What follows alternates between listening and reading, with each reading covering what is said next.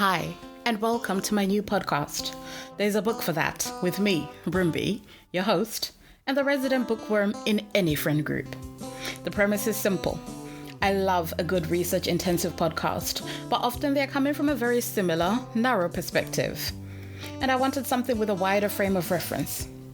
In this podcast, I will talk about different books I have read, mostly novels, and extrapolate some of their lessons to our world, eventually in multiple languages.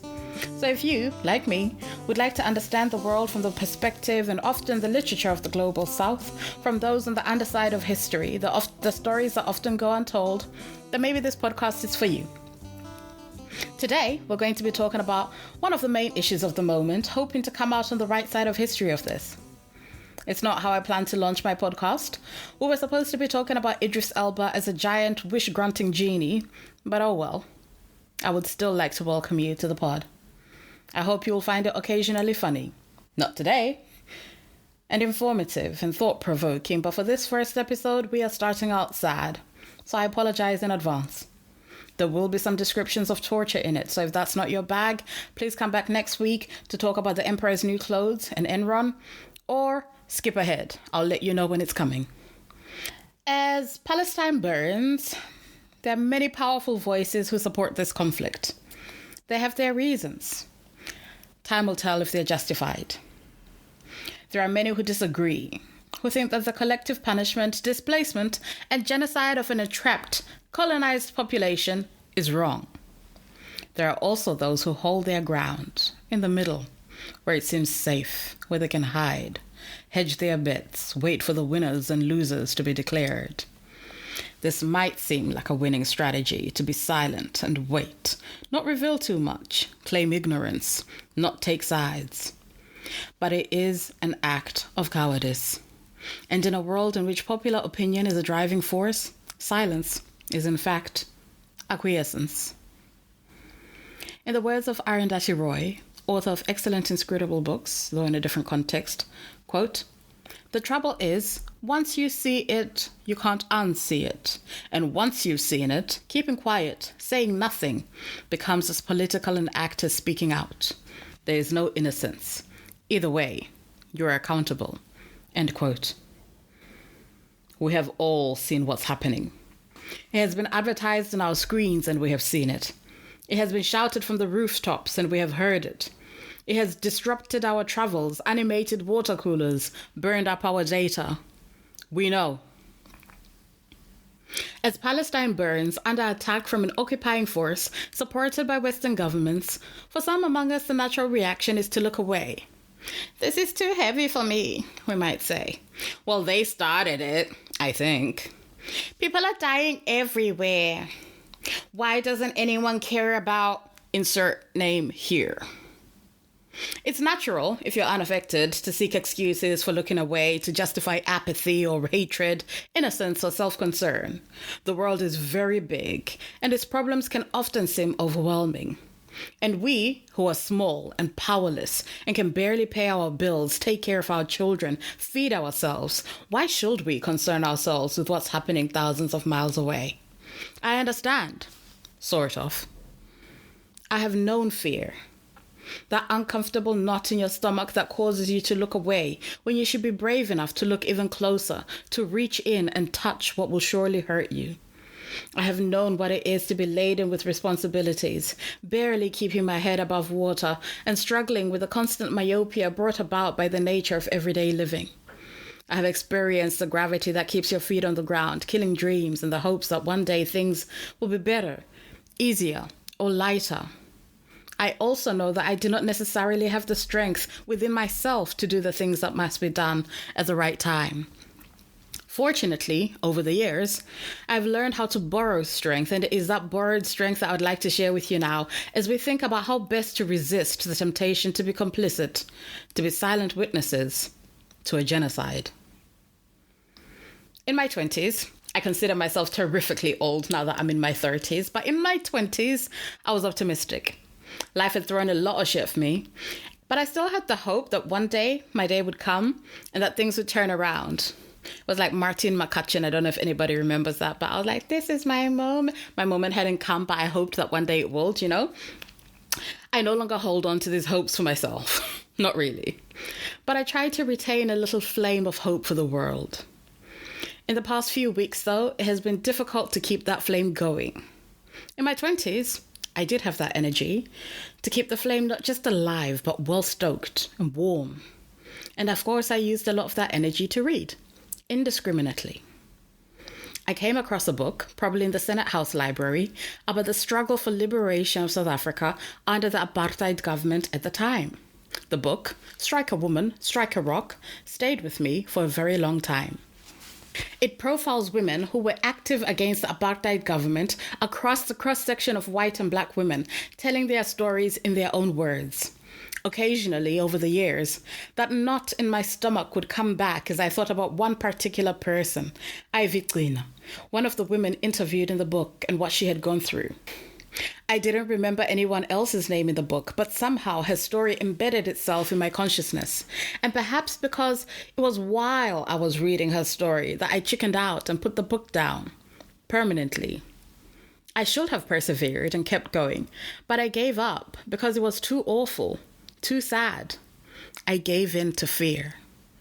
So today I invite you to come back with me to hear Ifiklina's story, to take on her courage and fervor, and find the strength to resist apartheid again, to challenge the domination of white supremacy and all ideologies of dehumanization and cruelty.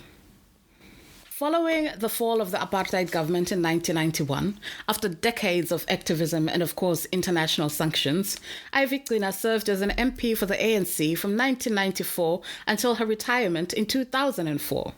In the book, Barbara McLean, the author of Strike a Woman, Strike a Rock, interviewed her in her office.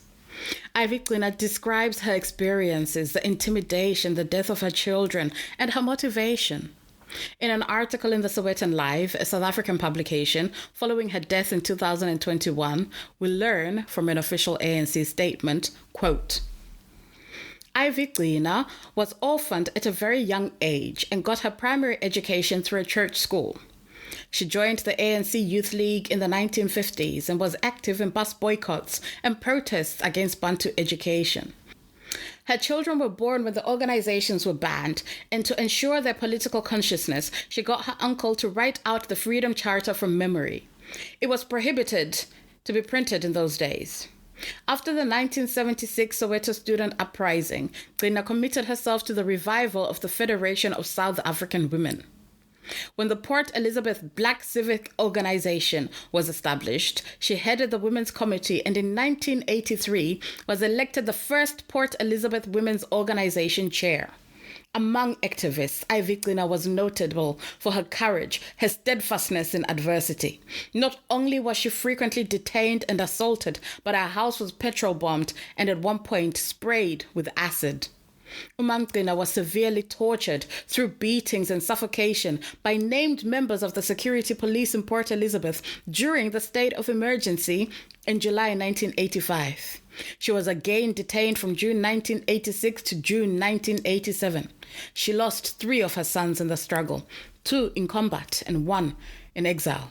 4 of her sons were combatants of Umkhonto weSizwe. End quote.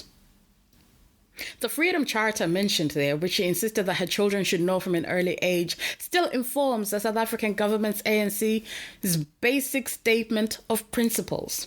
It was originally adopted by the Multiracial Congress of the People on June 26, 1955, and the preamble reads, quote, "We, the people of South Africa, declare for all our country and the world to know that South Africa belongs to all who live in it, black and white, and that no government can justly claim authority unless it is based on the will of the people. That our people have been robbed of their birthright to land, liberty, and peace by a form of government founded on injustice and inequality. That our country will never be prosperous or free until all our people live in brotherhood, enjoying equal rights and opportunities. That only a democratic state based on the will of the people can secure to all their birthright without distinction of color, race, sex, or belief. And therefore, we, the people of South Africa, black and white, together, equals, countrymen and women and brothers, adopt this Freedom Charter. and we pledge ourselves to strive together, sparing nothing of our strength and courage until the democratic changes here set out have been won." End quote. I would like to take a moment to say that there was a multiracial People's Congress in 1955, but the Rainbow Nation only came about after 1991. Progress takes time. But in the meantime, a lot of people suffer and die. It's unfair to ask them to wait patiently for their turn to be human beings. Now, Umkhonto weSizwe, or the Spear of the Nation, which Ivy Gcina's children were members of, refers, of course, to the paramilitary wing of the ANC. It was also co-founded by that well-known terrorist Nelson Mandela in 1961 and finally disbanded in 1993, though he would continue to be a terrorist until 2008, according to some international governments. He was a terrorist while president. The organization was allied with a number of countries struggling for their liberty in Africa and further away, and opposed, surprise, surprise, by Rhodesia and South Africa, with support from a large contingent of people who are also now actively supporting genocide.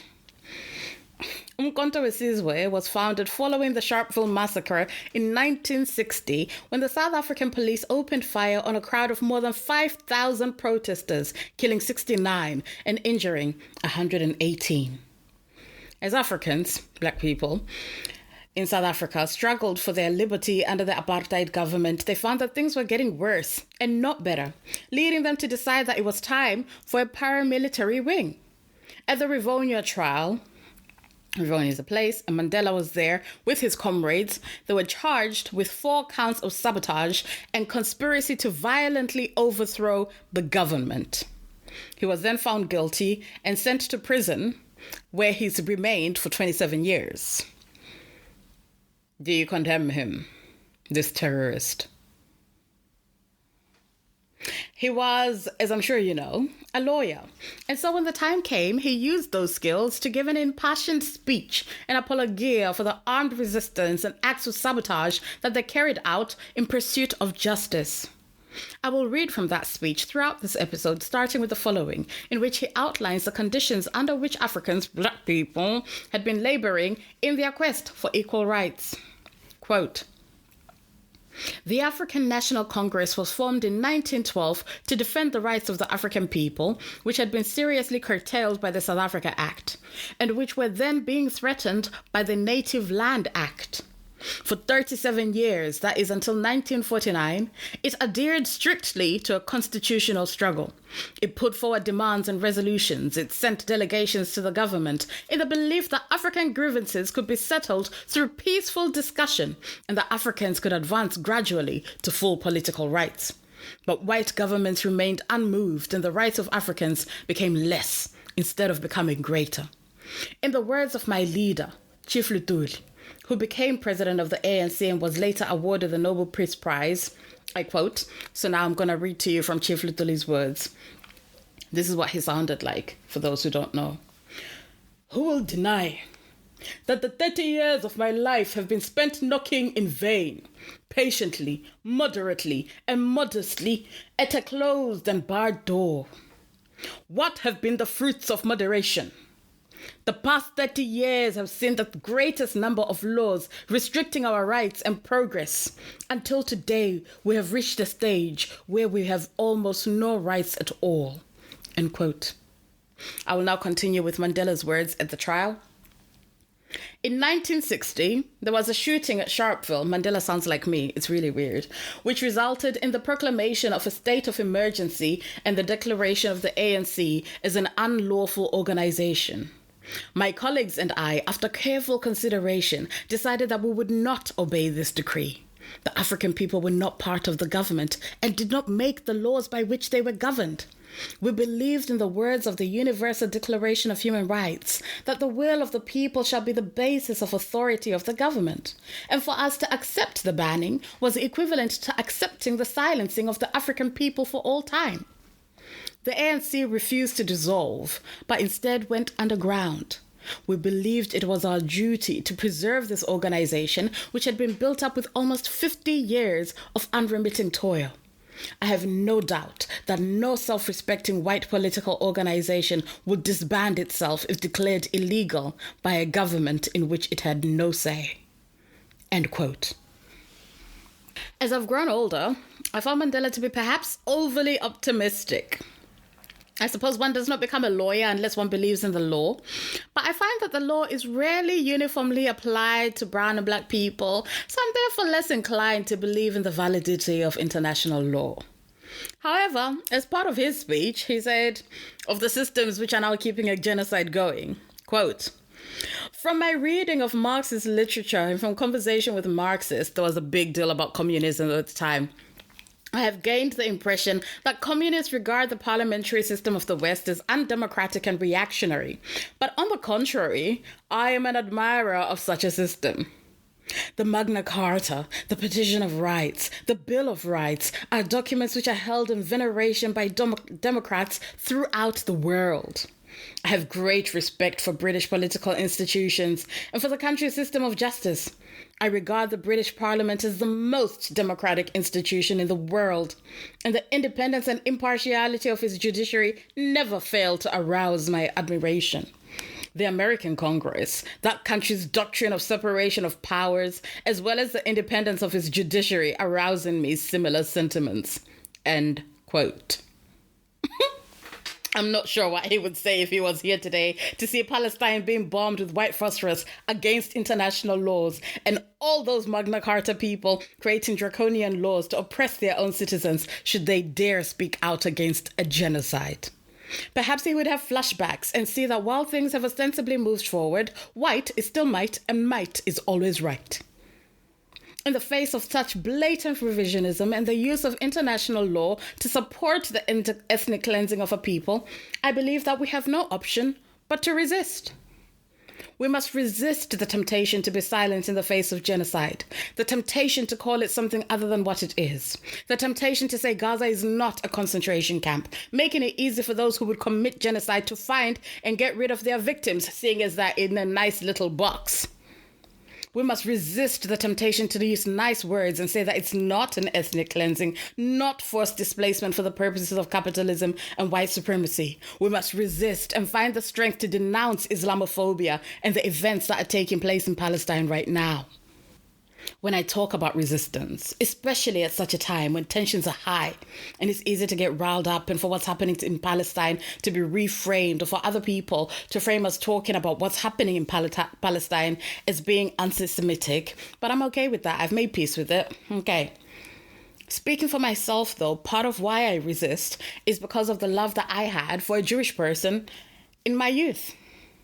So as a young child, I was a voracious reader. Obviously, that's why I have a podcast about books. So I was 9, around about then, and I was bored. I'd run out of books in the school cupboard. We used to have a little cupboard in the classroom. I don't know if anybody else had this. So we had a little cupboard in the classroom. And I'm guessing that I'd also run out of my school library books as well. Perhaps it was a holiday. I don't know. But anyway, I raided my mom's bookshelf. And I found a book about a young girl. She was 13, and obviously when you're 9, you're gonna to read a story about a 13-year-old girl because you're like sisters, you know? So it was easy for me to see her as a friend. And I read this story about my friend who spent most of her life, at the time of writing, waiting for her period to come and for a boy named Peter to like her. Those were the 2 big things we wanted to know as we went through the book, yeah? Me and Anne. They were hiding in an attic for reasons I didn't quite understand in a place called Amsterdam that I'd never heard of and definitely would not have been able to find on a map. At that time, I was in Zimbabwe, but I knew that this girl, however different she was, her life was dear to me. I loved reading her diary, her insight into her life. But when I got to the end of the book and I read the postscript by her father, letting me know that whatever had been happening, these events that I didn't understand, the need to hide in the attic, the secrecy, the hunger, the silence, had ended in her death, I was shocked. I was devastated. Part of the moral of that story is not to let your children just pick up books and read them without telling them what's going on, because it really messes them up. But I read this book and it affected me because I always thought, and definitely as I've gotten older, I am certain, 100%, that if I could have done something to keep my friend alive, I would have. If I could have thrown a rock at a Nazi, or worse, and it would have saved her life, I would have. I would have done it. So over the past few weeks, nearly 10,000 just like her have died under terrible conditions. Children, mothers, brothers, husbands, young people with their futures before them. All because of some ideologies and thoughts that 5, 6, 7 people had, and they managed to spread out their propaganda like a disease to a bunch of other people until everyone decided that they were powerful enough, that they would take action, that they would dehumanize this little girl and people like her for no other reason than that she was born how she was born, to whom she was born. And that was a reason to kill her in a cruel and weird way. If I had been there, I would have fought tooth and nail for her family, whoever. And so now when I look at Palestine, the same impulse arises. The same forces which led to the death of my friend in a freezing camp somewhere when she was barely even a teenager, with life gloriously beckoning before her, are the same ones that are operating now in Palestine. So I react the same way. I want to find a way to run, to pick up my friend, to offer a place of sympathy or silence. When we talk about domination or dehumanization, when we talk about the ideologies that make people justify putting people in concentration camps, justify calling people human animals, or calling for the obliteration of a people, it's important to remember that it doesn't matter who's doing the genocide. It doesn't matter to whom the genocide is being done. The genocide itself is what is wrong. And that is what we oppose. I don't need to like people to stand up for them. It's not because I loved Anne Frank that I would stand up for her. It's because genocide is wrong. Stop killing fucking people. When we talk about resistance, we're not talking about fighting individuals, but systems. We're talking about the systems that underlie the wickedness that we're seeing in the world right now. This is the same wickedness that has ravaged the global south, ending bloodlines, the theft of land, the displacement, the dehumanization. We're talking about capitalism, white supremacy, racism, Islamophobia. These are systems that have informed lives for centuries. For those of us who come from parts of the world where we have been second-hand people, second-class citizens, we recognize it. And so we resist, because we know that there has never been a time when people came together and said, hey, I know, let's do a racism. And then at some point they decided, you know what? This is enough for me. I've stolen enough land and resources. I've killed enough people. I'm tired. I'm going to go home and watch TV. Let's stop. And they just stopped on their own. It's never happened. As long as they can get away with it, they will continue to do it. So when we resist, we do it because we believe in the sanctity of human life. All of them, not just the ones that we like. Thank you for making it this far. If you're still uncertain about whether you should resist, here are a few more reasons. Number 1, it is in your own self-interest, especially if you don't fit the ideal, which is at this time, as we saw with a certain war that broke out, white and not Muslim, then it's in your own self-interest to resist, because what we are seeing in Palestine is a test case, and if all the Palestinians go, somebody else will be up. We must resist because our very lives are at stake, and we're only as safe as long as there is someone less safe than us. But one day, it will be your turn, you and the special group you belong to that you believe is exempt. The same factors that are driving this genocide are the same ones that have driven colonialism, imperialism, slavery, even gun violence, poor education, and the lack of access to universal health care in the richest country in the world. Capitalism funds genocides in Congo, where many are dying to feed the greed of the rich, or in Brazil, where many indigenous activists have also been murdered, or in Western Sahara, or in Papua New Guinea, or affecting the rights of Aboriginals in Australia. It's all the same thing. The case of Palestine is not an isolated incident, but a part of the blood-soaked tapestry of capitalism and white supremacy, which has tainted the world for so long. Look, the actors might have changed, but the playbook remains the same. Secondly, we must resist because capitalism will never be sated. Capitalism is not the same as these ancient gods or monsters that we read about in myths and legends, where you could make an annual sacrifice to the god or monster, leave a willing virgin, or unwillingly as was more likely the case, and the angry god or the monster or the tyrant would go away for a while. Capitalism demands sacrifice every hour, every minute, every second of every day. And so in resisting, we acknowledge that we cannot bring enough sheep or goats or gold or silver or cobalt or oil or virgins to keep this ravenous appetite at bay, and eventually it will consume itself and us with it. There is oil in Palestine. Do you remember when the US taught Iraq about democracy on their oil fields? Come on, guys. Thirdly, we must resist in solidarity. Just because it's not affecting you is not a reason to sit down. The liberation movements of Africa were intertwined and thus effective because it was understood that all liberation was mutual. Different leaders supported each other, and Mandela, in his speech during his trial, name drops the leaders of newly independent African nations who provided support. Quote, "It was on this note that I left South Africa to proceed to Addis Ababa as a delegate of the ANC. My tour was successful beyond all our hopes. Wherever I went, I met sympathy for our cause and promises of help.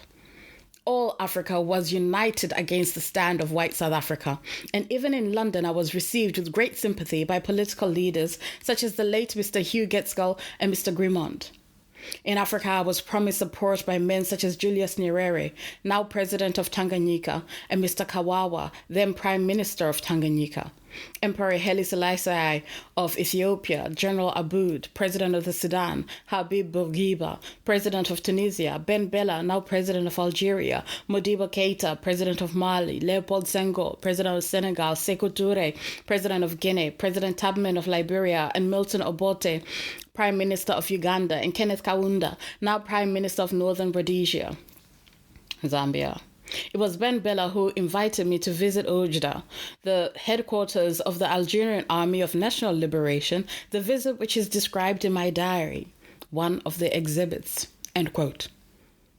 He stayed consistent, and in an address at the International Day of Solidarity with Palestinian People in Pretoria on December 4, 1997, Mandela, now President of South Africa, said, quote, "The temptation in our situation is to speak in muffled tones about an issue such as the right of the people of Palestine to a state of their own. We can easily be enticed to read reconciliation and fairness as meaning parity between justice and injustice. Having achieved our own freedom, we can fall into the trap of washing our hands of difficulties that others face. Yet we would be less than human if we did so. It behooves all South Africans, themselves erstwhile beneficiaries of generous international support, to stand up and be counted among those contributing actively to the cause of freedom and justice." End quote. It makes my heart happy to know that South Africans are continuing, even from the president down. As long as any single people are oppressed and unable to live in peace in their own land, none of us should feel comfortable. Number 4, we resist because we understand our own weaknesses. We know our own blind spots where we have been overcome by fear or rage and acted poorly. We resist, therefore, because while we understand the impulse to protect one's own by any means necessary, we understand and recognize that this cuts both ways. Our resistance must never shy away from the sure knowledge that those on the other side, the other team, love their husbands, wives, children, land, people, families, and lives as much as we do. 5. We must resist because apathy and despondency are hope killers, and we cannot afford to lose hope. We must instead lose ourselves in our activities, our shared goals. This is a good time for me to come back to Ivy Clean. One of the reasons I stopped reading the book is because she was talking about the way that they treated her, and it just sounded really painful, and sometimes we're not ready for that pain in our own lives. This is where you can skip ahead about 3 to 5 minutes. She was arrested so much that she said that if there were 2 days when I was not picked up, I would think, what did I miss? What have I not done today? And she describes her experience of torture in 1985 at the hands of a black collaborator as well as white people once again.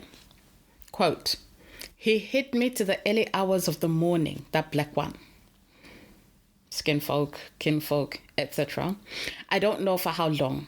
I could feel something going down my throat. It smelled like blood. Then my eyes sunk in. Then another security branch saying Afrikaans, I am stubborn. They stopped that black one and he went out. The others, they say to me, we're going to talk here. We're going to hit you until you talk. This one hits me with something like a pipe that is hard on my back, my legs, elsewhere, until very late, until he gets tired. My whole body is pitch black. They say that they know the whole thing, but they want me to confess with my own mouth, to say that I took the children out of the country. And when they came back into the country, I keep them. End quote. So they wanted her to confess that because her children were part of Mkonto Wesizwe, they were part of the resistance, they wanted her to say that she had taken them out of the country to where the Mkonto Wesizwe fighters were gathered, and that when they came back into the country, she hid them. They're her children. Duh. The quote continues. I said, if you have the knowledge of this, why don't you arrest me and charge me? They said, no, you are too clever. I said, no, I'm not clever. I'm working here in your presence. Then they took me to another room. There's a big machine there. It's a choking machine, I think. It was very late now. I couldn't breathe. I wanted to faint, but I think I must stay strong. While this white policeman is beating me, another one came, shook my neck. Another one came to shock my leg. I fell down. And when I stood up, another one takes my head and hits it on the wall. When they hit me, I always bite my teeth together. Then I do not bite my tongue. End quote. She describes the long-term damage in the book, an impaired sense of smell, her damaged ear, the months in solitary confinement, and much more. She talks about the threats, the harassment, the physical threats to her person, the acid in the bed, the petrol bombs in the house. She lost so much and talks about the deaths of her children. Reading her account, I was struck by the cruelty of it all, and I wondered where those people who had done all those things were now. But I really admire her because she was steadfast. She never hesitated. And she says, quote, no, I was not afraid. I was prepared to die, actually. End quote. We must resist the temptation to think that resistance is easy. I would like to take a little detour here. As we know, Christian Zionism is playing a really large role in what's happening right now. In the Bible, there's a concept of a scapegoat, which is part of the atonement that the people of God had to do because they were misbehaving and God didn't like it. And so in the Old Testament, what would happen was that the priests would come together for a sacrifice or for the atonement, and knowing that they were all sinners and God was mad at them, God had also given them a way out of that. And this is where the idea of a scapegoat comes from, where that word that we literally use comes from. The scapegoat was a literal goat. From Leviticus 16 verse 20, we learn, quote, when Aaron had finished making atonement for the most holy place, the tent of meeting and the altar, he had to make sure that everything was Kadesh. It was good to go. And he shall bring forward the live goat. He is to lay both hands on the head of the live goat and confess over it all the wickedness and rebellion of the Israelites, all their sins, and put them on the goat's head. He shall send the goat away into the wilderness in care of someone appointed for the task. The goat will carry on itself all their sins to a remote place, and the man shall release it into the wilderness. So the priest will come. Everybody will be like, oh yeah, this is what I did. I shouted at my mom. I slept with my sister's nephew, blah, blah, blah. And then they would confess all those sins over the goat. And then basically the goat now becomes the most sinful thing for 1,000-mile radius. And then they dash the goat to a nearby lion in the wilderness. And that's the end of that. Everybody's good. What we are seeing now is a scapegoating of Palestinians by the West. But it's really important to remember, the goat wasn't a volunteer, but in the New Testament, which the Christian Zionists will also be holding on to, because one of the reasons why everybody loves Jesus is because he did the same thing. He volunteered to be the goat, but for all of humanity, so that there would be no need for goats in future, which is why you don't see Christians sacrificing goats, because Jesus was the last scapegoat, right?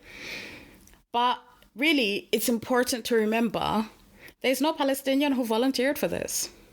Hitler and the Nazis were really bad people and they did so many atrocious things to Jewish people, but we've not seen anyone calling any Westerner a human animal or even a Nazi, even though we have seen literal Holocaust deniers and Nazis marching over the past few years. Yet Palestinians are being called all manner of names, suffering all manner of cruelty because the West has found a way to put their guilt on the Palestinian people, thus releasing themselves to move about their daily lives and let the Palestinians be murdered for their guilt. It's not my place to say, but Palestinians were not there trying to kill Jewish people, and yet they've been called animals on TV. And their only crime is that they were there 100 years ago in a land that British people had happened to colonize and felt free to give out to other people. If anybody, why didn't the people who had done the bad thing do a reparations and give some of their land away? Wouldn't that have made more sense? African land was given away and nobody even asked us, and we didn't even do a genocide. Anyway, we know why. We must resist the temptation to wipe our dirty hands on other people's souls. Number 7, we must resist for what we will gain. Everyone really admires Nelson Mandela for his sacrifices. He spent 27 years in prison. He basically lost his life after 40. He did all these things for the country, for the liberation that we're fighting for. And all that time, he was a terrorist. But now, when we talk about him, he's a Nobel Prize winner. He's a great guy. But when you read about what he was actually saying, the reason why he went to do all these things, the reason why he formed this paramilitary arm, the reason why they were fighting, why he was traveling to all those people, you realize that he wasn't peacefully just kind of like knocking on doors and saying, guys, give us rights. He was actively and vehemently against the system of repression. He says, quote, South Africa is the richest country in Africa and could be one of the richest countries in the world. But it is a land of extremes and remarkable contrasts. It may well be the highest standard of living in the world, while Africans, black people, live in poverty and misery, while 40% of the Africans live in hopelessly overcrowded and in some case drought-stricken reserves. Reserves, this word, is like Gaza. It's an area where colonizers come, they take your land and they push you out onto these ugly places where there's no water, you can barely even grow your own food or live. Where I'm from, in my language, in Shona, we call this Maruzeva. That's where the word comes from, because they took the land from your people and they just basically pushed them out to these reserves where they had to make a new life for themselves, right? He continues, quote, 40% of the Africans live in hopelessly overcrowded and in some cases drought-stricken reserves, where soil erosion and the overworking of the soil makes it impossible to live properly off the land. So you must imagine that for people living in, places like Africa before colonization, you wouldn't make your home somewhere where you couldn't grow food if growing food was how you lived, right? You'd keep walking until you found somewhere where you could live. The reserves basically undid that and said you're going to live where we say you live because actually this is my farm now. All 50,000 hectares of it. 30% of I'm continuing with Mandela's quote, 30% are laborers, labor tenants and squatters on white farms and work and live under conditions similar to those of the serfs in the Middle Ages. The other 30% live in towns where they have developed economic and social habits which bring them closer in many respects to white standards. Yet most Africans, black people in this group, are impoverished by low incomes and the high cost of living. When you read this could be stated by a Palestinian today.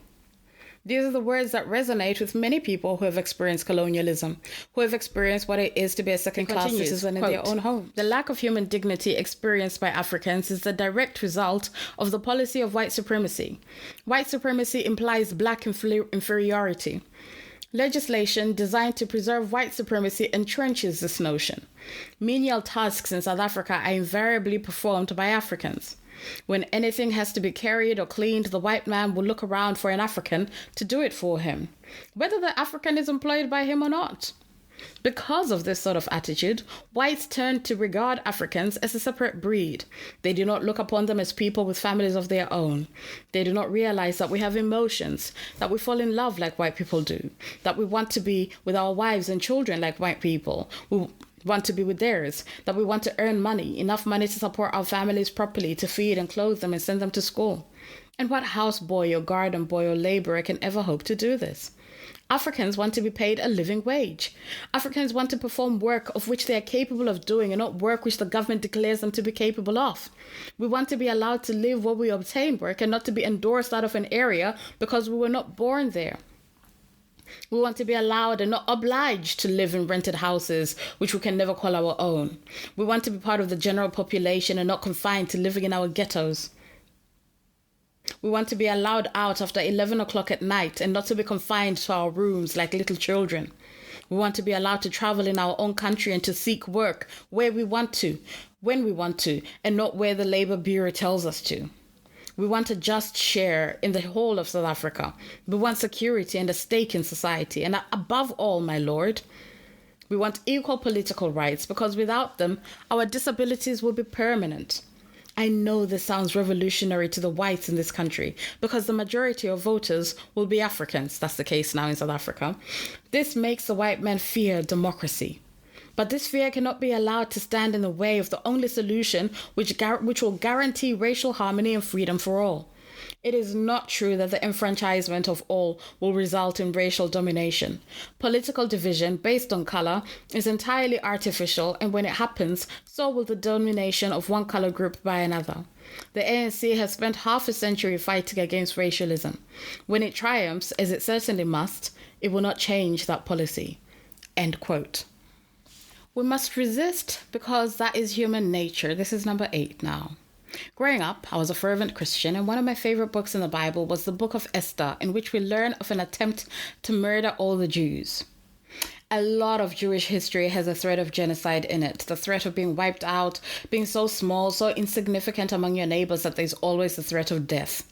From the enslavement in Egypt to the babies murdered in Exodus, the books of Esther, Daniel, and Nehemiah, and even the New Testament with the murdered babies by Herod, point to a history of near misses. So when I see some Jewish people say that Jewish people need to remain in exile as a condition of what God wants for them, I personally, as an African whose people fought for freedom and who can now go home to Zimbabwe and be among people like me, speak my language, I understand the need. I understand why you'd want to have your own place, and honestly, I support it, but I do find it a little strange that Palestinians would suffer for it and not, the people who did the very bad things. The scramble for Africa involved just drawing lines on a map and making new countries. It's actually not hard. While I'm talking about Jewish people at this stage, I think it's important that we honor those people who go against their communities to fight against things like apartheid. In South Africa, for example, there's a well-known couple called Ruth First and Joe Slovo. And Ruth First actually lost her life because the South African police sent her a parcel bomb because she was such a prominent anti-apartheid activist.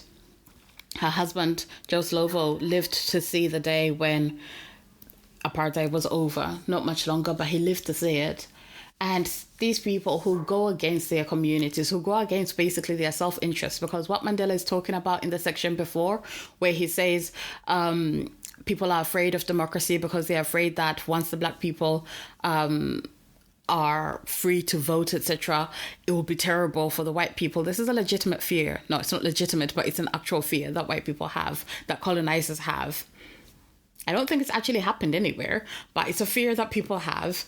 And so to go against that is basically to say, I'm not going to make the most of the privilege that I have just by being born white. I'm going to fight. I'm going to inconvenience myself. I'm going to make my life uncomfortable. And there've been so many Jewish people that we've seen at this time who are speaking out, who are saying, not in my name. And I think it's important for us to honor that because community is really everything. And if you don't have community because you chose to stand up with people who are not like you, this is very brave. But like I said, in wanting that equality, there perhaps should have been a solution that allowed Jewish people to have a homeland that didn't involve genocide.